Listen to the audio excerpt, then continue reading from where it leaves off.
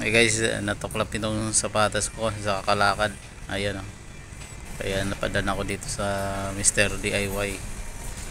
Buti na lang pumayag siyang tumambay ako dito para ma-repair ko ito. Ayan o, natuklap talaga, kabilaan. Kaya patuyuin muna natin. Ayan, may rugby na. Patuyuin muna natin para magamit, mapaglakad-lakad na tayo ulit. Guys, nasira ng sapatos, kaya napabili ng rugby dito, Mr. DIY. Kaya pinapatuyo ko muna. Shout out nga pala doon sa cashier nitong Mr. DIY, kay Mr. Adrian.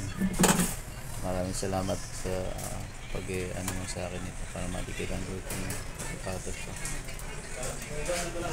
Malapit na matuyo ito guys.